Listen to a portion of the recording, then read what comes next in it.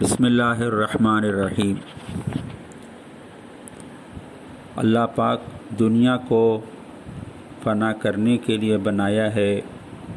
دنیا کی ہر مخلوق کو فنا ہے، دنیا بھی فنا ہونے ہی کے لیے بنی ہے۔ جب اللہ نے دنیا کو پیدا فرمایا، حضرت اسرافیل علیہ السلام فرشتے کے ہاتھ میں سور دے کر تیار کھڑا کر دیا۔ وہ فرشتہ اللہ کے حکم کا منتظر ہے۔ اللہ جل شانہ جب سور پھونک کا ہو فرما دیں گے تو فرشتہ سور پھونک دے گا اور یہ زمین آسمان سب ٹوٹ پھوٹ کر ختم ہو جائیں گے، پوری دنیا فنا ہو جائے گی۔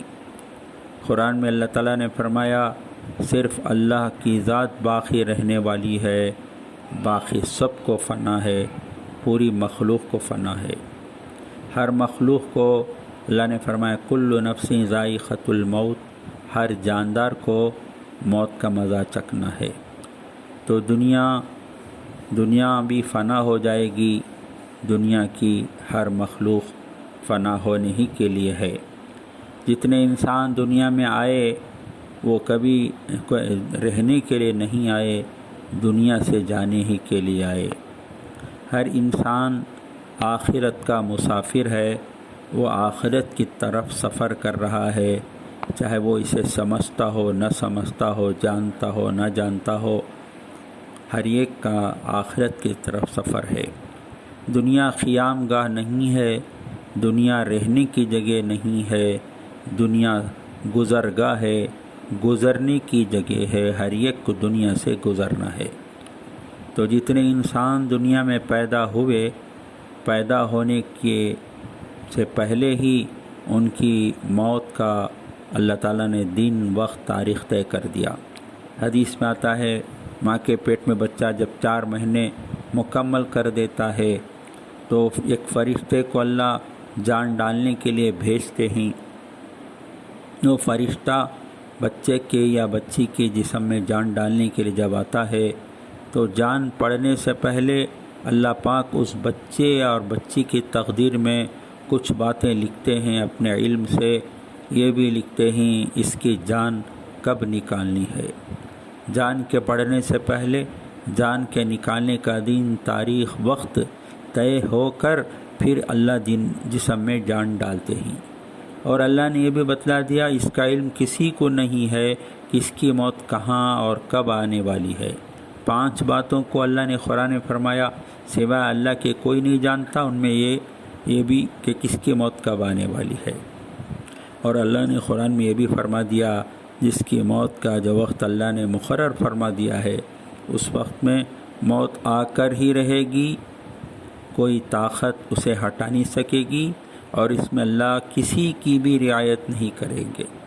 حضرت سلیمان علیہ السلام جلیل القدر نبی گزرے ہیں، انہوں نے دعا مانگی تھی اللہ مجھے ایسی حکومت عطا فرما کہ مجھ سے پہلے کسی کو ایسی حکومت نہ ملی ہو، میرے بعد بھی کسی کو ایسی حکومت نہ ملے۔ تو اللہ نے سلیمان علیہ السلام کو نبوت بھی دیا اور حکومت بھی دیا۔ ان کی حکومت انسانوں پر بھی تھی، جناتوں پر بھی تھی، چرندوں پر، پرندوں پر، ہوا پر تھی۔ انہوں نے اپنے زمانے میں مسجد بیت المقدس کی مسجد بنائی، اور اس مسجد کی تعمیر میں انہوں نے جناتوں کو استعمال کیا کہ جنات بڑی بڑی چٹانیں اٹھا کر لایا کرتے تھے۔ اس زمانے میں مشینیں اور کرینے نہیں تھیں، تو مسجد کا تعمیر کا کام جاری تھا۔ سلیمان علیہ السلام کی موت کا وقت آ گیا، ان کے وصال کا وقت آ گیا۔ نبیوں سے روح لینے سے پہلے اجازت مانگی جاتی تھی، تو ملک الموت علیہ السلام نے حضرت سلیمان علیہ السلام سے اجازت مانگا کہ اللہ نے مجھے آپ کی روح لینے کے لیے بھیجا ہے، کیا اجازت ہے؟ تو سلیمان علیہ السلام نے عرض کیا میرے اللہ سے یہ درخواست ہے کہ مجھے اتنی زندگی اللہ دے دے کہ یہ گھر جو اللہ کا تعمیر ہو رہا ہے اس میں جنات کام کر رہے ہیں، اس کام کے مکمل ہونے تک میری زندگی اللہ دے دے، اس لیے کہ اگر میں دنیا سے چلا جاؤں گا، میرا وصال ہو جائے گا تو جنات کام چھوڑ کر چلے جائیں گے، اللہ کے گھر کی تعمیر کا کام ادھورا رہ جائے گا۔ اس لیے مجھے اللہ اتنی زندگی دے دے کہ یہ گھر تعمیر ہونے کے بعد مجھے اپنے پاس بلا لے۔ سلیمان علیہ السلام کی اس درخواست کو قبول نہیں کیا گیا، قیامت تک آنے والے انسانوں کے لیے ایک سبق کے طور پر، کہ جواب یہ دیا گیا کہ یہ تعمیر کے کام میں بھی خلل نہیں آئے گا اور وہ کام بھی جاری رہے گا۔ وقت مقررہ پر آپ کی روح نکالی جائے گی۔ چنانچہ سلیمان علیہ السلام عصا کو ٹیک لگائے ہوئے کھڑے تھے، تعمیر کا کام دیکھتے ہوئے۔ اسی حال میں مالک الموت علیہ السلام نے روح نکال لی۔ تو جس کی موت کا جو وقت مقرر ہو جاتا ہے، اس میں ایک سیکنڈ نہ آگے موت آئے گی نہ بعد میں موت آئے گی۔ اب جو بھی دنیا سے چلا جاتا ہے تو اس سے تعلق رکھنے والوں کو، رشتہ داروں کو رنج اور صدمہ ہوتا ہے۔ جس سے جتنی قریبی رشتہ داری ہوتی ہے، قریبی تعلق ہوتا ہے، اسے اتنا ہی رنج ہوتا ہے۔ بیوی بچوں کو، دوست احباب کو، رشتہ داروں کو صدمہ ضرور ہوتا ہے۔ رنج اور صدمے کا ہونا یہ فطری چیز ہے۔ نبیوں کو بھی رنج اور صدمہ ہوا ہے۔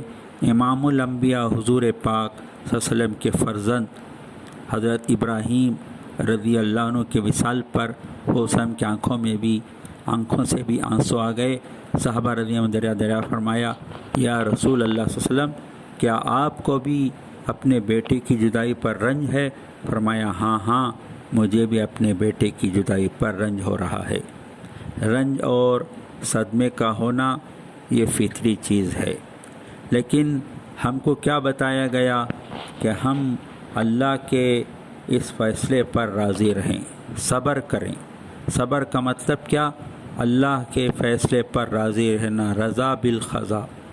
جان اللہ کی دی ہوئی امانت ہے، ہاں، یہ کسی کی ذاتی ملکیت نہیں ہے، کسی کی پراپرٹی نہیں ہے، یہ وراثت میں نہیں ملی ہے، اسے اللہ نے دیا ہے۔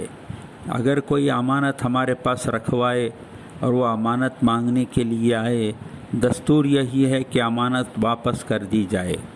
امانت کا واپس کرنا ضروری ہے۔ ہر ایک کی عقل بھی یہی کہے گی، دنیا والی یہی کہے گی کہ بھئی امانت مانگنے جب آئے تو امانت واپس کرنا چاہیے۔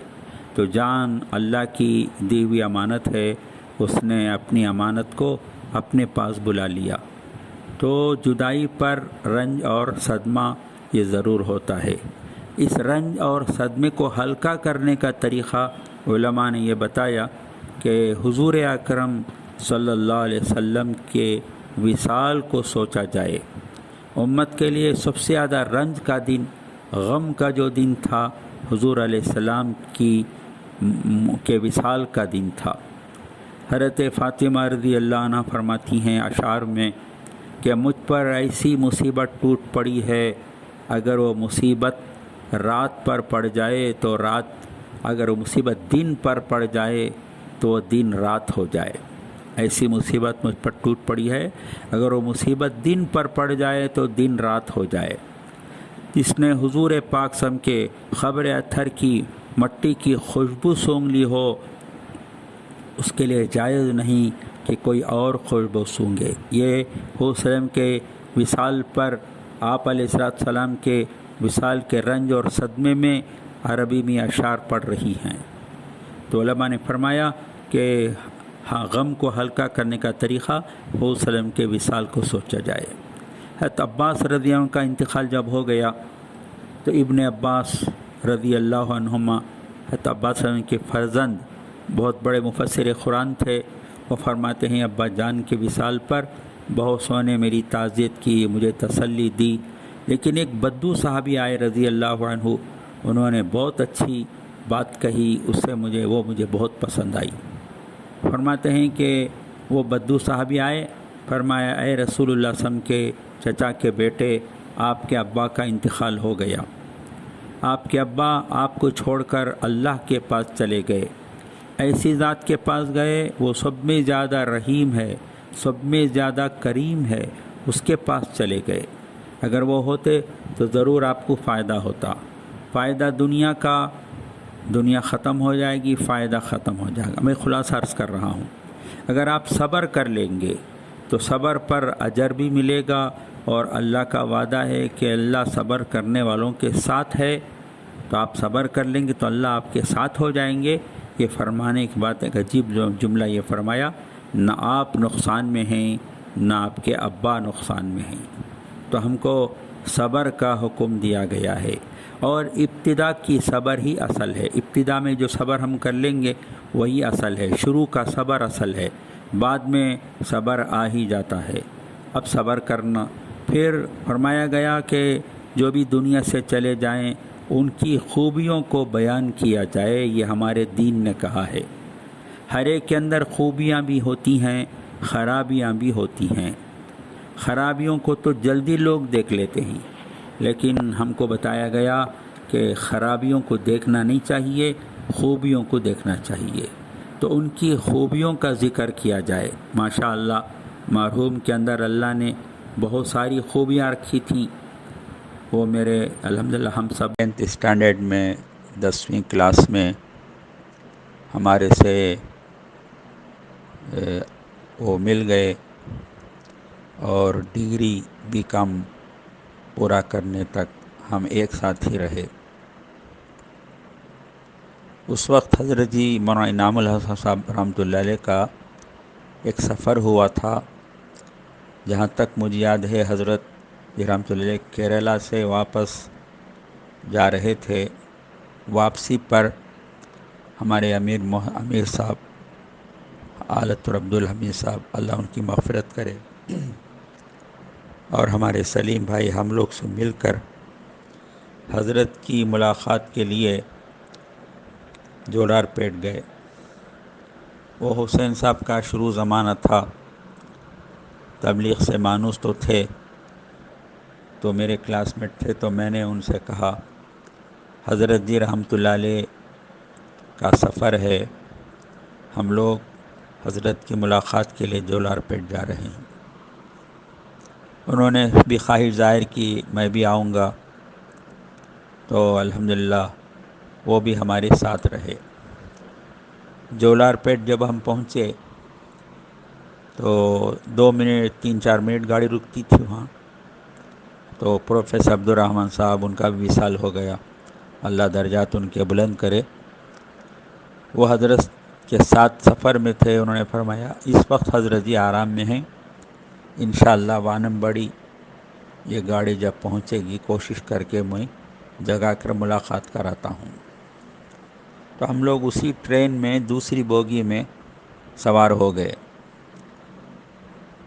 تو ٹرین وانمباڑی اسٹیشن پہنچی تو ہمارے بھائی حسین صاحب سب سے پہلے ٹرین رکنے سے پہلے اسٹیشن میں کود پڑے حضرت سے ملنے کے اشتیاق میں۔ تو وہ جب کودے تو وہ 2-3 پلٹیاں بھی انہوں نے کھائیں، لیکن سنبھل کر جلدی اٹھ کر حضرت جی رحمۃ اللہ کے پاس جا کر انہوں نے مصافحہ کر لیا۔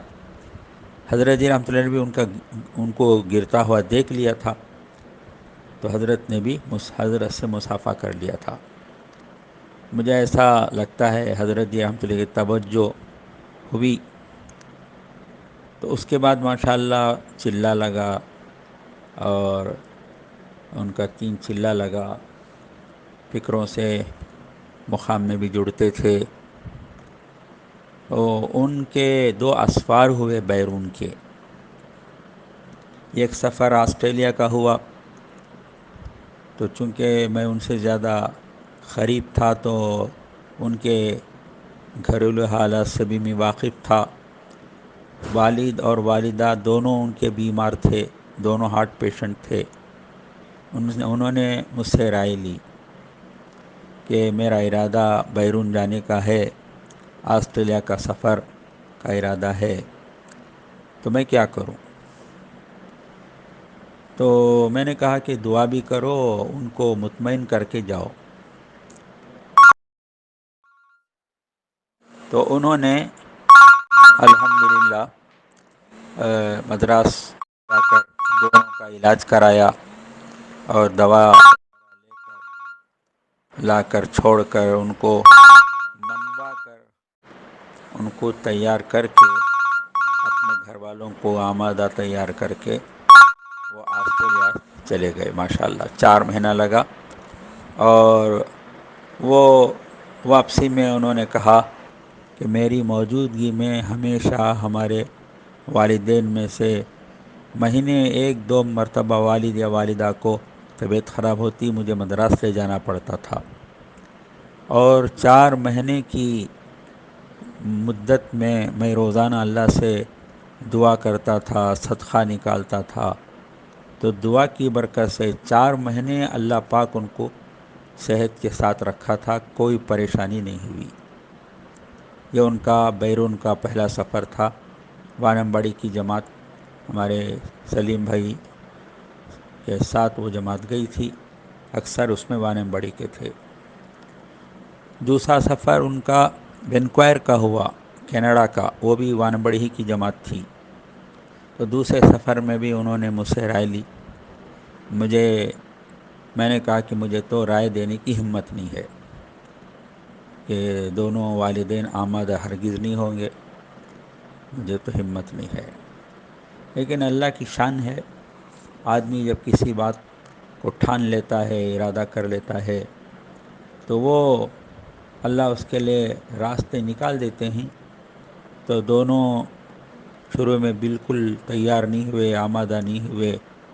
بادل ناخواستہ ان کی پکی نیت کو دیکھ کر، ان کی سفر کی تیاری کو دیکھ کر ان لوگوں نے ان کو اجازت دے دی. تو ماشاءاللہ بیرون کا ان کا سفر بھی ہوا.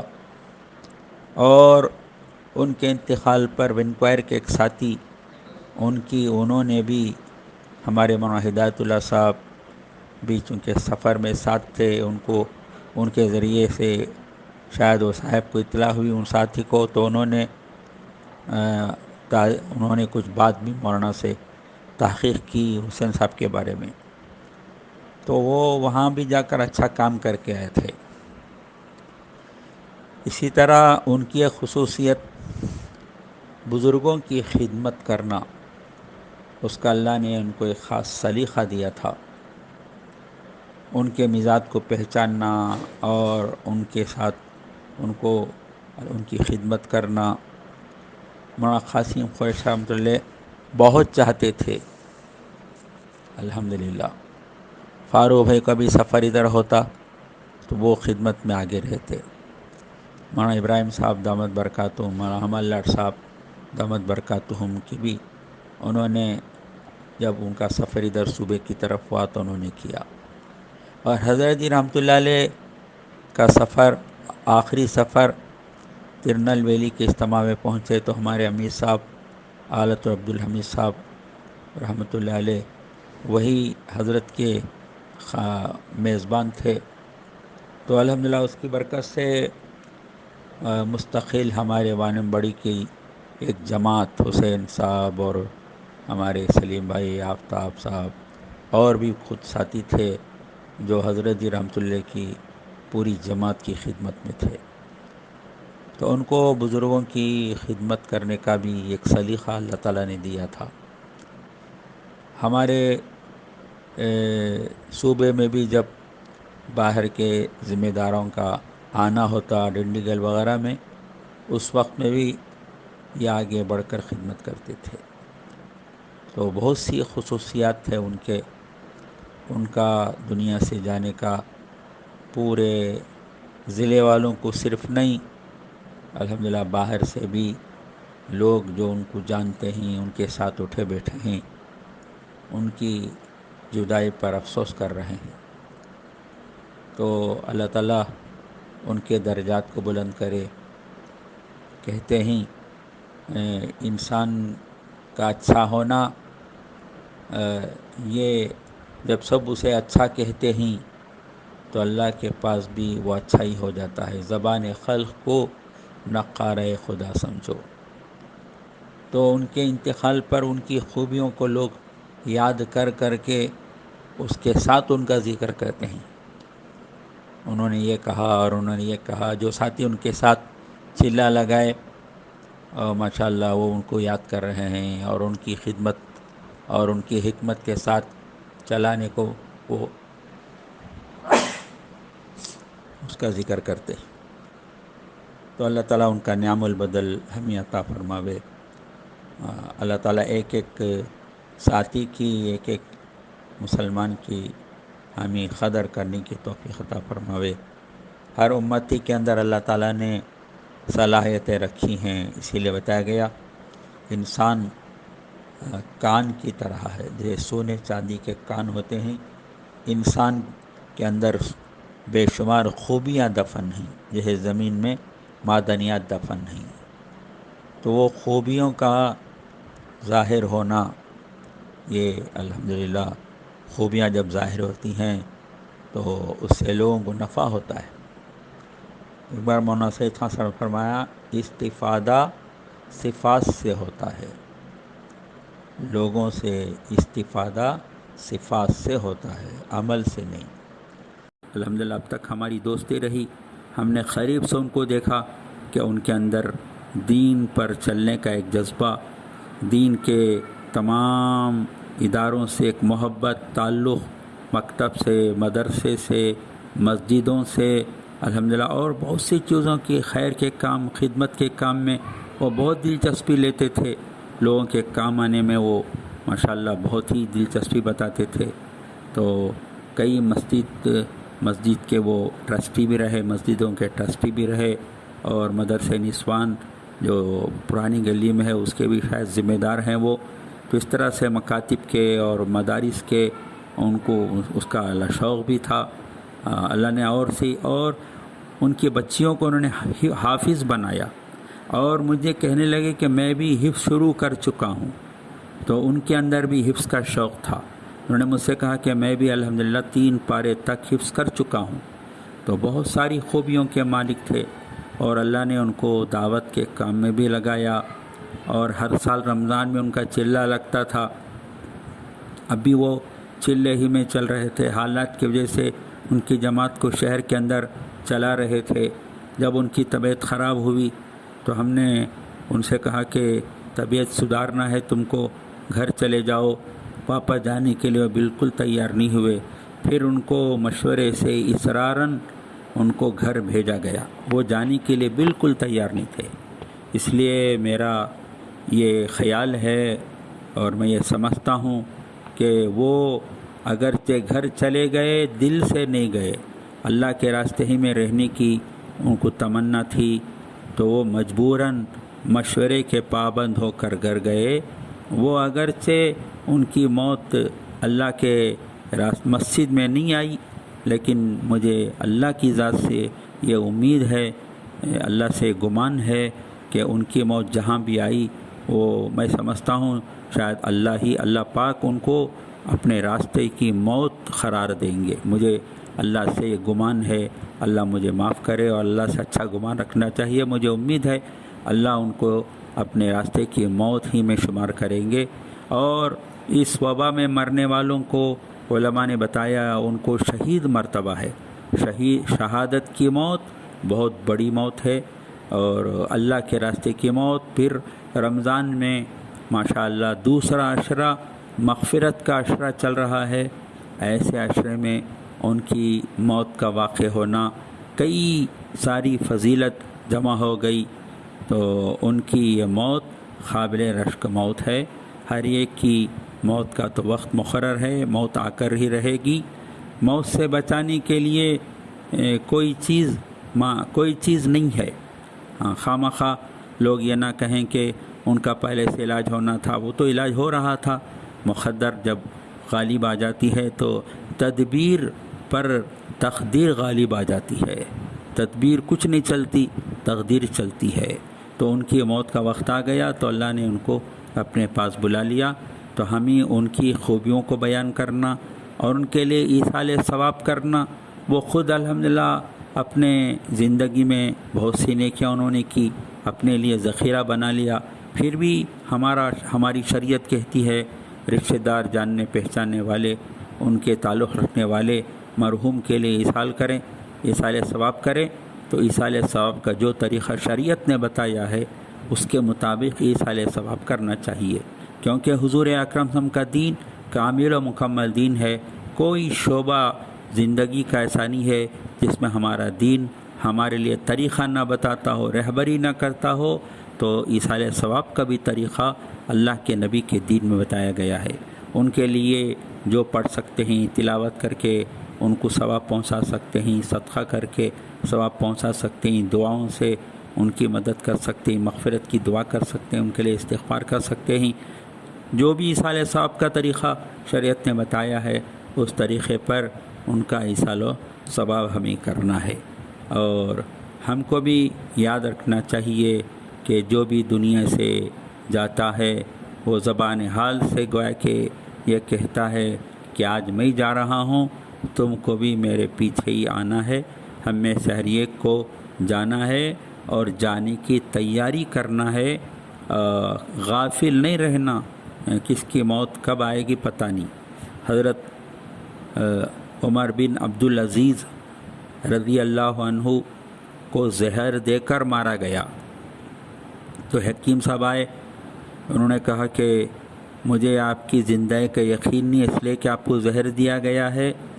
تو عمر بن عبدالعزیز رضی اللہ عنہ نے اس حکیم سے فرمایا، حکیم صاحب جسے زہر نہیں دیا گیا اس کی بھی زندگی کا کوئی یقین اور اعتبار نہیں ہے۔ تو دنیا سے ہر ایک کو جانا ہے، جانے سے پہلے توشہ تیار کرنا یہ ہمارا دین بتاتا ہے۔ ایمان و اعمال کا توشہ ہمیں بھی تیار کرنا ہے، سچی پاکی توبہ کے ساتھ ہمیں بھی اللہ سے ملنے کے لیے تیار رہنا ہے کہ اللہ سے ایسی حال میں ہماری ملاقات ہو کہ اللہ ہم سے راضی رہے۔ اللہ مرحوم کی مغفرت فرماوے، ان کی روح کو اعلیٰ علیین میں جگہ عطا فرماوے، ان کی خبر کو نور سے بھر دے، ان کی خبر کو جنت کے باغوں میں سے ایک باغ بنا دے، اور ان کا بہترین نعم البدل گھر والوں کو اور ہم کو بھی عطا فرماوے۔ حسین بھائی کا وصال انتقال صرف گھر والوں کے لیے نقصان کا سبب نہیں بلکہ ہمارے شہر کے لیے، پورے ضلع سے چاروں طرف سے فون آ رہا ہے، پورے ضلع والے ان کے لیے غم کر رہے ہیں اور ان کے لیے ایصال ثواب کر رہے ہیں، ان کے لیے دعا کر رہے ہیں۔ سب کو ان کی کمی محسوس ہو رہی ہے، ان کی کمی بہت بڑی کمی ہے، اللہ اس کمی کو دور کر دے، پورا کر دے، اور اللہ تعالیٰ اس کا بہترین نعم البدل گھر والوں کو بھی عطا فرماوے، ہم کو بھی عطا فرماوے، اور ان کے گھر والوں کو صبر جمیل عطا فرماوے اور ان کا نگہبان بن جائے۔ اللہ تعالیٰ ہم سب کو صبر کی توفیق عطا کرے۔ وآخر دعوانا ان الحمد للہ رب العالمین۔